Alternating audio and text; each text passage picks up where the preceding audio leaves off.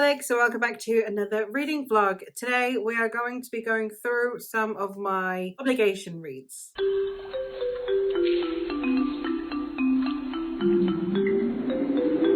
This is another one of those vlogs where it's not actually obligation reads. I never am obligated to read anything. I am reading books that are parts of a series that I am working my way through. So we've got 4 books on the agenda, and they are dense and they are big, and I don't know how I'm going to manage this, so we're going to kind of break it down into parts. It is Monday evening, so I have actually been doing some reading today, and then I have a book that I have had ongoing for a few days. So the one I've had ongoing for a few days that I didn't mention in my previous vlog because that was my spinner wheel vlog is Servant of Rage by Alex Knight. This one is a book that was sent to me by the author. I am part of a group of bookstagrammers that all received an arc of this, and we've all been working our way through it together. I've been a bit distracted, so I haven't really been focusing on it as much as I probably should have. I have until the 11th of March to read it, so I should be fine. But as the caption says, it says kill an heir, claim their magic. So we have 2 brothers who are like the grandsons of this great Khan who had this great magical power, and then the Khan dies and like his power is believed to be lost until the brothers break something.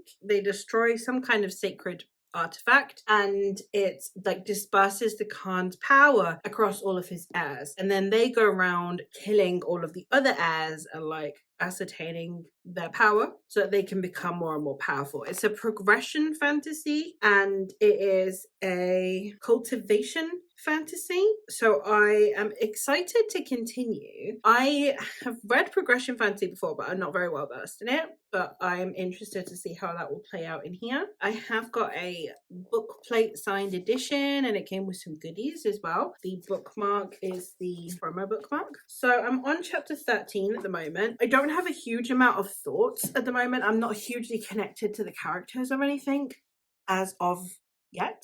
I have plenty of time to get more familiar with them. At the moment, they've been somewhat introduced, and their stake in it, their merits, the reason why they want the power, etc. And we've been given a little bit of the history. So I'm hoping that as time goes on, I will get more and more invested in them as individuals as well. And this morning, well, today, I did manage to pick up Dead House Gates, which is the 2nd book in the Malazan series. The Malazan series is an epic fantasy series that is following a takeover. Essentially, we have the Empress Lacine, who has her sights on ruling over all of the continent of Genebakis. We're just following all of the happenings on this continent, and I am really excited to get into this one. This is a desert fantasy, which are hit and miss for me, but this is a reread series for me. I did read the first for an audio, but I wasn't getting on with the audio, so I needed to switch to physical. So it's been 5 years, but I'm actually finally getting around to doing the physical, and I am really excited to continue. We've got some of the characters from book 1 in here, and then some new characters as well. So I'm really excited to see how that goes and how the new setting goes and stuff. I remembered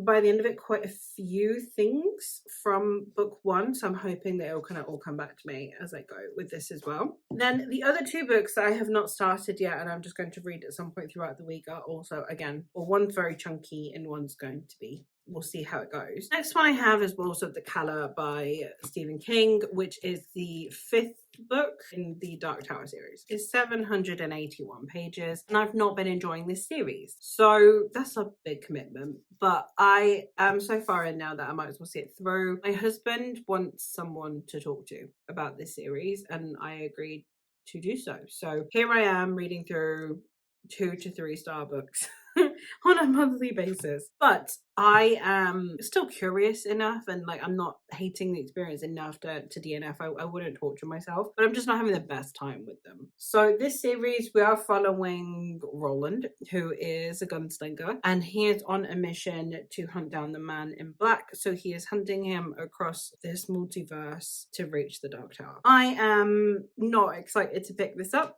but I will do so anyway. So book 5 also going on here. And then the last one that I have is one that could go either way, and that is The Alloy of Law by Brandon Sanderson. This is the first book in Mistborn Era 2. Mistborn is a series that I did not love, that a lot of people really love of Sanderson's, but I did not. Now I'm going to be starting Mistborn Era 2, which I have heard if you're not a fan of Mistborn Era 1, you may still genuinely love Mistborn Era 2. Now I have two fantasy westerns on here, and westerns are really not my vibe. But on top of that, then I've also got a desert fantasy. So I've got a lot going on that is a bit out of my comfort zone. We'll see how I feel about this one. This one follows Wax and Wayne, and I believe Wax is from nobility, but he's like lesser nobility and he is not expected to inherit. So he has gone out west. He is, I think, like a marshal out west, and he then gets summoned back to his family because he is going to inherit, and he is now going to be like a lord, and therefore he has to give up his day job. And I think that Wayne is his deputy and he goes with him, and then they're like investigating stuff but like amongst the nobility instead. And that the characters of the first trilogy are now kind of like legendary characters.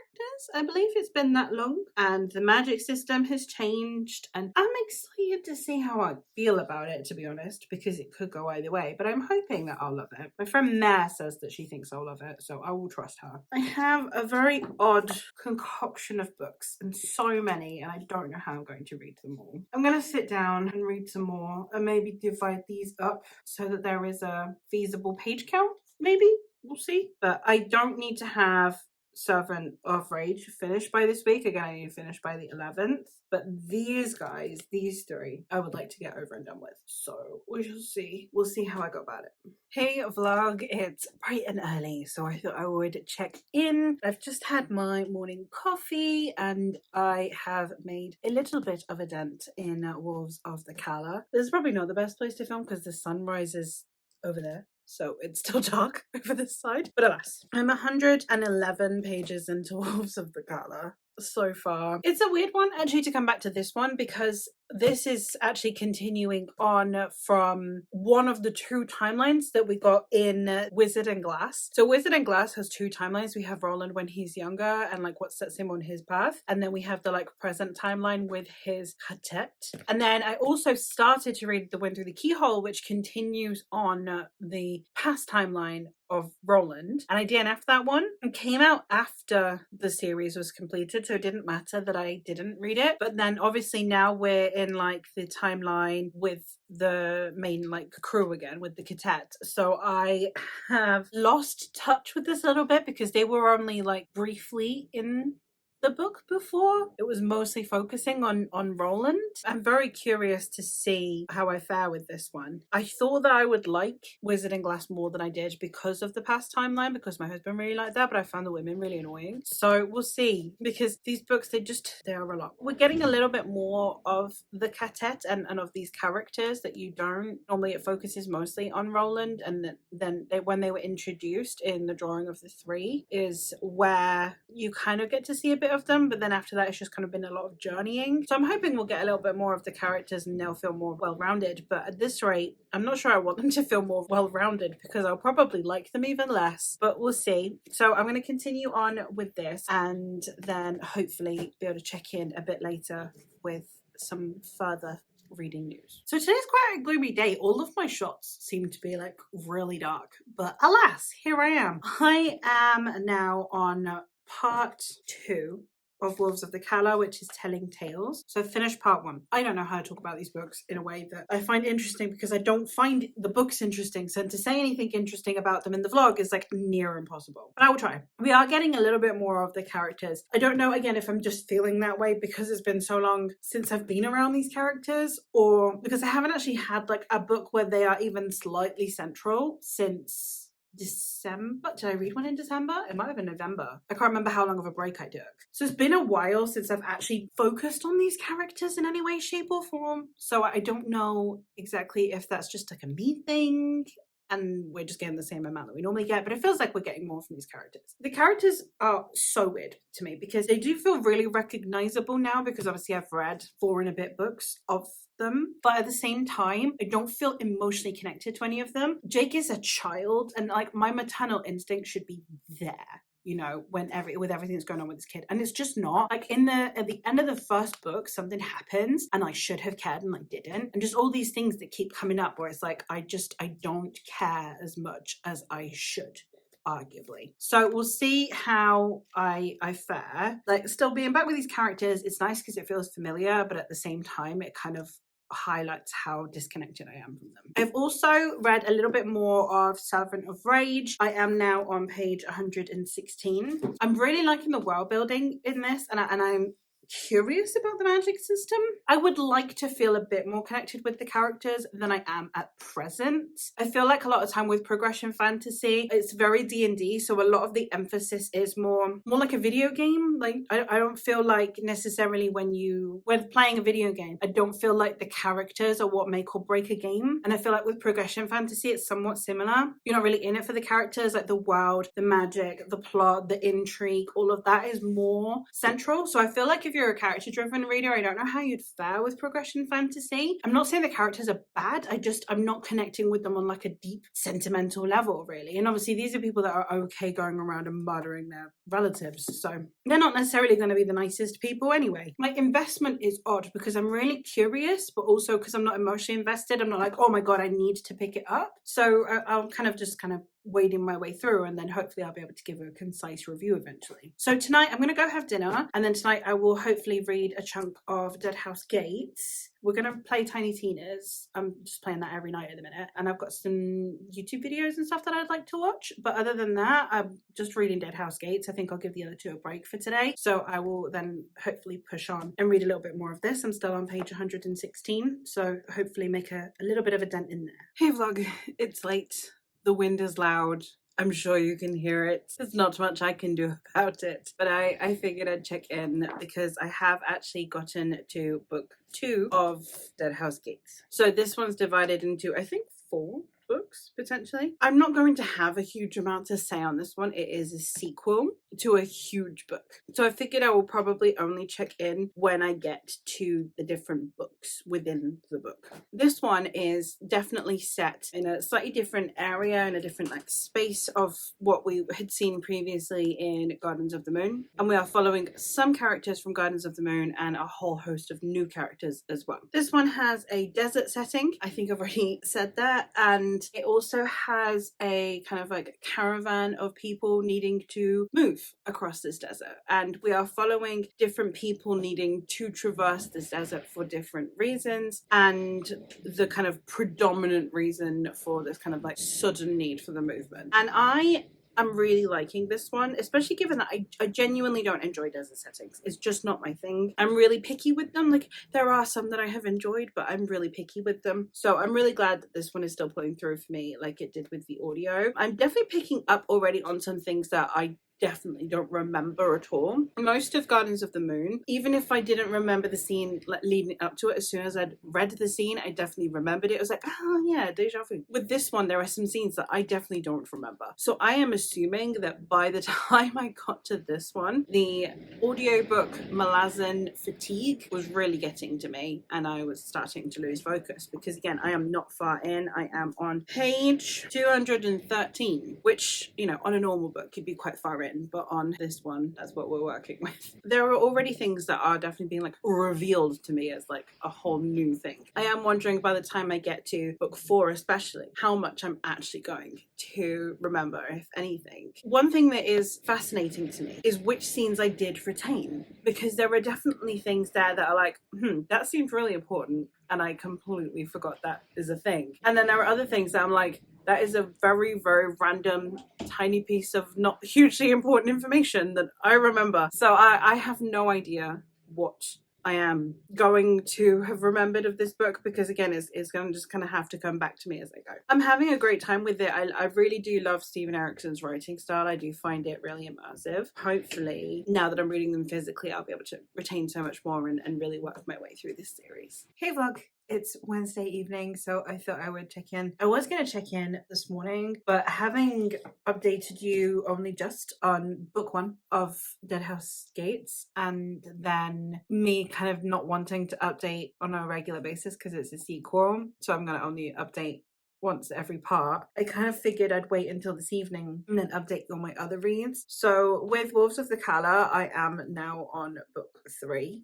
So I have read a huge chunk of it today. I still just don't have feelings on this series. Like, I don't hate it. I really don't hate it. So I'm not even rage reading it. Like, it would be better almost if I hated it. But just the level of apathy, the level of I am so fucking done with this series that I feel is kind of sad. I don't have many more thoughts. I don't feel like the characters are progressing. One thing I will say is that the characters are very consistent. So if you are kind of tired of inconsistent characters for whatever reason, if you've read a lot of sequels that maybe the characters change their personality a lot, then potentially I would understand this one being a good one. But the characters are too consistent. They don't improve, they don't change, they don't really learn from their mistakes. And aside from Odetta, who is now Susanna, that didn't change from book 2 onwards. So she is very different from how she was in book 2, and we see that, and then nothing has changed since. I can see why people would like this cast of characters, because as I said, they're consistent. So if you're not looking at like a deep character progression, character analysis perspective, and you just want some really consistently reliable characters, then this would be great for you. But I think that with characters like these, I need some kind of progression. I need something. They are people who were living tough lives, don't get me wrong. They were living very tough lives in their regular lives in Midworld, which is our world. At no point have they had any kind of preparation to deal with the life they are now dealing with. The level of consistency shows a lack of understanding of the human psyche almost, that they just remain the same throughout all of this. And I don't know if I'm just missing nuances or because I'm a bit apathetical, I'm not actually fully understanding the depth of character progression that's happening here. I don't see enough progress in these characters for what they are actually going through. I just wish that there was more to it than there is. I am now also on page 156, so chapter 25 of Servant of Rage. I haven't read a huge amount. I've read like 30 pages or something, so a couple of chapters, because the chapters in this are really short, and I'm curious to see almost what the end game of the story is, because it's setting it up very much like the end game of the story is you kill an heir, you claim their magic. Like, the whole purpose is they're gonna go hunt for the other heirs to claim their magic. You're still going to have these brothers eventually with the power each. And I am wondering if it's kind of setting it up where we're going to have a bit of a Cain and Abel happening. I don't know. That would be curious. At the moment, it feels a little bit like, we're just moving on with it. We're just getting through it. The writing style is indie pub, epic, progression fantasy. Like, it's kind of almost exactly what you would expect it to be. I don't think that that's necessarily a bad thing. I think it leans really well into the actual genre itself, into what the fans of the genre like. I'm someone who puts a lot of stock in writing styles. For me, it being a somewhat similar writing style to a lot of other books is not particularly a point against it, but it's not one in its favour either. I'm not going to give it particularly high points for writing style, but the creativity within the writing is good. So it's an interesting one for me when it comes to the writing, because I think that the author has done a lot of interesting things. It's just that the actual vibe of the writing is quite typical of the genre. So do with that what you will. I still don't have hugely strong feelings for the characters, which again, I understand it's progression fantasy and that is quite commonplace. Like, a lot of the progression fantasy that I've read are not very character based. So that's okay. I just kind of wish that I was, because I quite like character work being emotionally impactful, as opposed to just interest and, oh, that's cool. So I'm having an interesting time with my reads at the moment. I'm going to continue reading Deadhouse Gates, but I'm not going to update you tonight because I doubt I'll get to the next book. Go get cozy, go get into some pajamas, and I will update you whenever I update you. Hey vlog, I'm sorry if you can hear my kids again. Again, over the last couple of weeks, it's just a thing. I am a little bit less b-roll heavy in these vlogs as well because all my kids are home and I don't put them on the internet. It's just one of those things. But I am here to let you know that I have in fact finished Wolves of the Calla by Stephen King. This was 2 stars. It's shocking no one. So this is one of the ones that outright mentions Stephen King. So we've had like connections to Stephen King's previous books, but this is the one that really like solidified the Stephen King multiverse. We have at the very end of the books, we have this character that sees a Stephen King book that is detailing his life in that. I'm not going to spoil things for you, but yeah.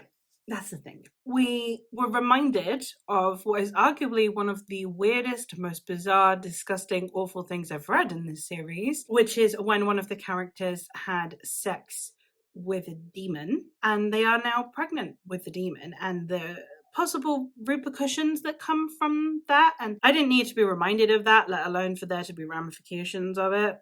So there's that. So we have a character who has acted quite bizarrely throughout several books, acting bizarrely again. And it's like, it feels like none of these characters get any development. It feels like they just plateau. We have like action scenes that really don't mean anything to me. We're introduced to characters. We're also reintroduced to characters that I'd completely forgotten existed in previous books. So that says everything that you need to know about how much I'm retaining from this series. But you have battle sequences. So in this one, we have like the townsfolk are kind of coming to stop these guys from doing something, but there's also like a mafia guy involved, and there's a guy that owns a bookshop that also is wanting to save this MacGuffin magical item, and so many things that are just like, okay.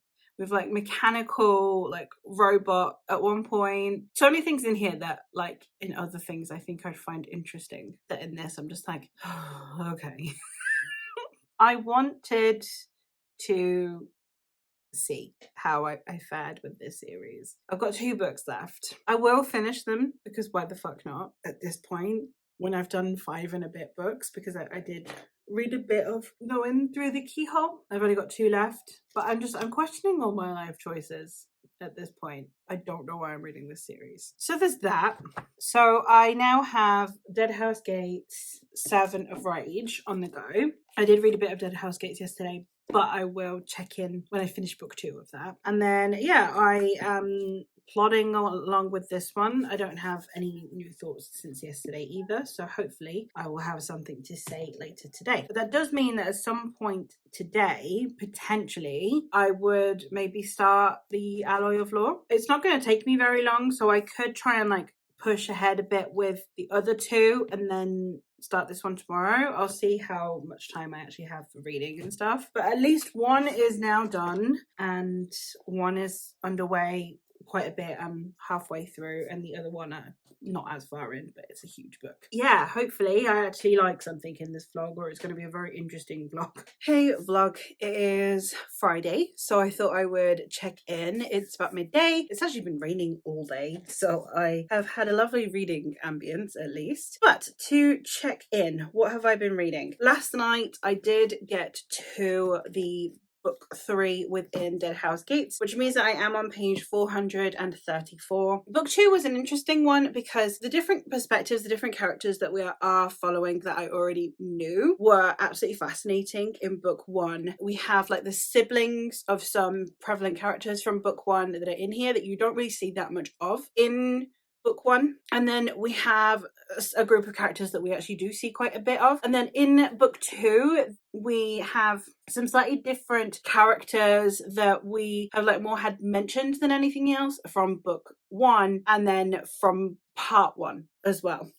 This is getting confusing. I'm gonna have to refer to book 1 as Gardens of the Moon. So it's been a fascinating ride, and I really loving the evolution of the world in here. I'm really not a fantasy kind of person, but I definitely think that this one builds so much upon Gardens of the Moon, while at the same time really expanding outwards as well as forwards, you know. And I love the way that we're discussing like gods and the magic even more in this one. We have characters that are like a reincarnation almost, or an embodiment of a god. We have how some characters have almost become gods in their own right because of the way they've wielded the magic, and it's absolutely fascinating. And the way that we have like the Warrens slightly changing as well, not changing, evolving, and I'm really fascinated to see how this goes on. I don't know how much there is any point in me vlogging my experience reading these books, because obviously book one already had so much in it. The synopsis of book one is barely a synopsis of book one, you know, like it barely tells you what happens in book one. In any case, the synopsis is a setup for book one, so you have all of the stuff that happens in that, and then these books aren't thin, you know, like this one is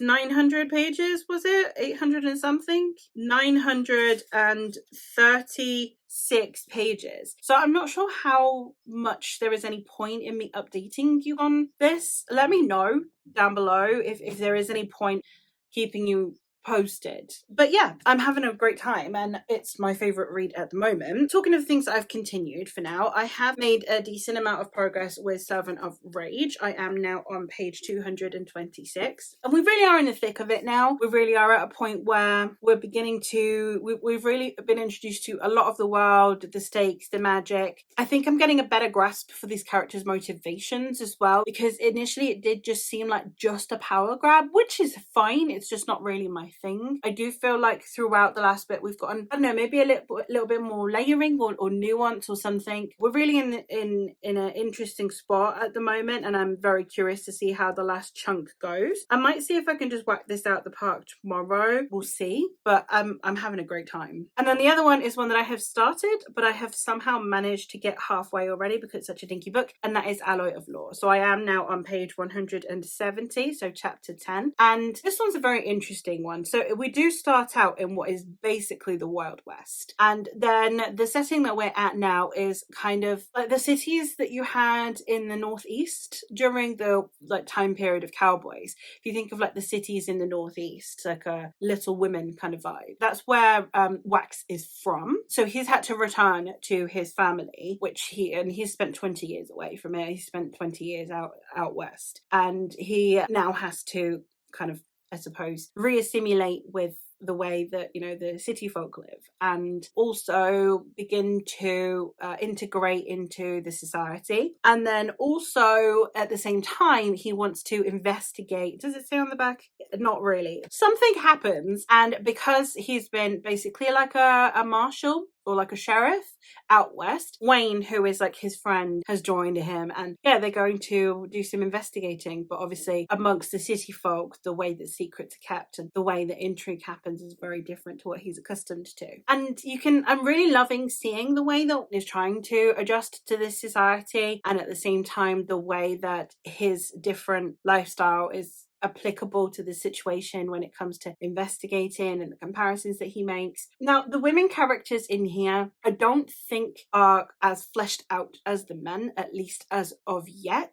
but I don't hate them. One of the things that I really struggled with Mistborn Era 1 was the treatment of women, and I appreciate that a lot of people really do affiliate with Vin, especially girls who didn't feel very girly when they were young. I wasn't a very girly girl when I was younger, but I really don't like the not like other girls trope. It really bugs me. I don't feel like that with these women, and while I don't feel particularly strongly about them yet, I believe that I may eventually, just because they seem like interesting people and they're interesting in their own right. They don't need to put down other women to be interesting. So hopefully I will have a good time with them as the series goes on. But it's a much quicker read. It's a pacier, more fun read. I definitely think if you're wanting more fun, Mistborn Era 1, there's not much fun in there. These are a lot more fun. The evolution of the magic system has been absolutely fascinating, because alloy, obviously the magic system in Mistborn Era 1 is all about metals, and now we have alloys.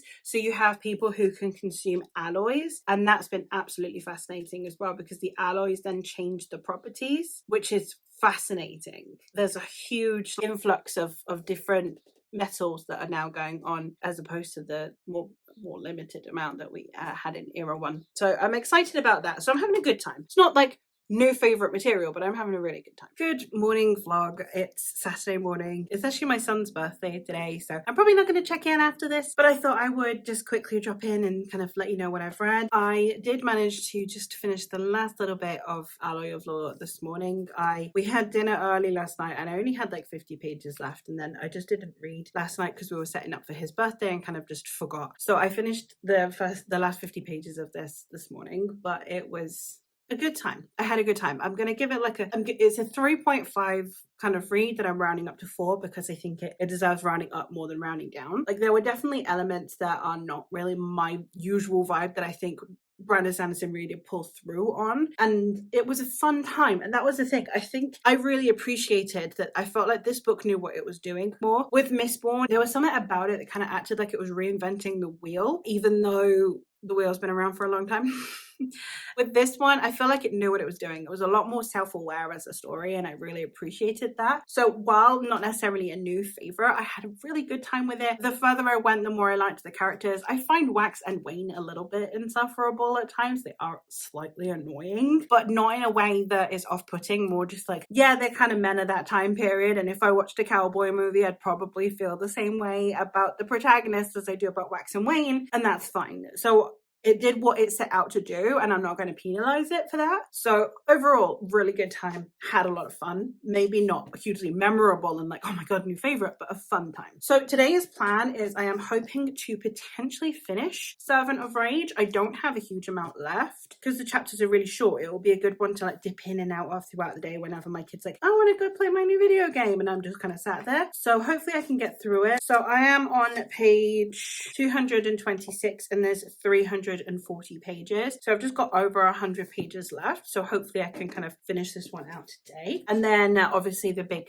deal is to try and get as much of Dead House Gates done as possible. So I would like over the weekend to get to book 4, which would put me at page 607. So I need to read 160 pages, give or take, which I'd need to do kind of like this evening once everyone's gone to bed. We'll see if that's doable, but I would like to. And then Sunday and Monday, potentially, maybe try and finish the book out. So still big plans. I definitely know I'm not going to finish this over the weekend, obviously because it's Saturday today, and I doubt I'm gonna have that much time on Sunday to finish the whole thing, but at least to get like a considerable chunk of this one done, and then hopefully at least finish this one, and then it's still a decent vlog. Then I still finished 3 books, which is a lot, especially because they're, well, I mean, I think I'm being harder on myself because these 2 are really short, quick reads, arguably, and obviously this one's taken me quite a long time because I was initially following the buddy read and then I just kind of lost track. But Wolves of the Keller is huge, and then of course this one's massive, so it's a lot of reading. I just, for some reason, I think because I've been really distracted, like I've been chatting with a load of friends on Instagram a lot, and like therefore pretty much like I read a chapter and then I check in, or like I'll read a couple of chapters and then I'll check in and I'm chatting with people, and it's great because it means I'm socializing and I love that, but it does also mean that like I'm getting more distracted than I usually would. So I mean, I wouldn't change it. Like I'd rather it this way around and read less and actually have friends that I really enjoy talking to, but you know, it just means that it feels like I'm reading less, even though I'm reading more. That they're making me feel a little bit sluggish about my reading, that I am also feeling like I'm reading less than I am because the books feel so slow. But hopefully it means that I will soon be done with these books, and then I can move on to new things. Good morning vlog. It is actually now Monday morning, so I figured I would check in. I actually read a grand total of 0 pages on Saturday, and then Sunday I literally only managed to finish Servant of Rage. So I didn't actually make any more progress in Dead House Gates, but it does mean that I still finished 3 books for this vlog, which is fine, and this is rolling over into the next vlog.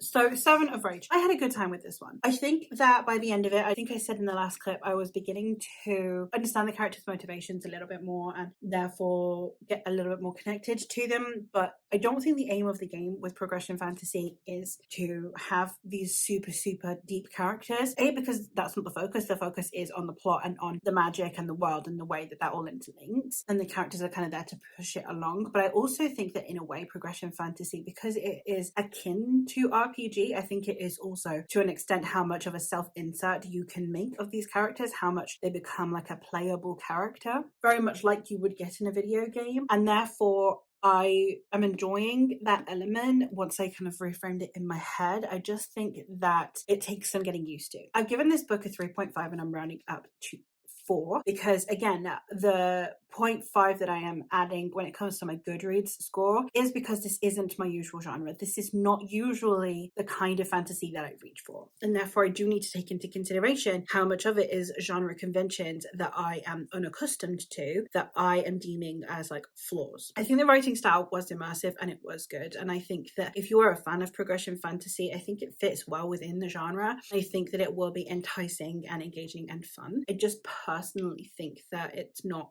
my usual series that I would reach for, and therefore there were things that I needed to adjust to. It's definitely a series that I would continue, and it's one that is a fun time. Liked the way that the morality became more and more questionable as the book goes on as well, so I do think that it's going to get really messy by the end of it, especially with the 3 siblings being, I imagine, eventually the last ones standing. So I'm very curious to see how that goes. Kind of like the Hunger Games where it's just Katniss and Peter, but like you need to see how they're all going to respond to it. I don't know. I think it's going to be good, but I am unsure. So with that being said, I have had a good time with that. As I said, 3.5 rounded up to 4.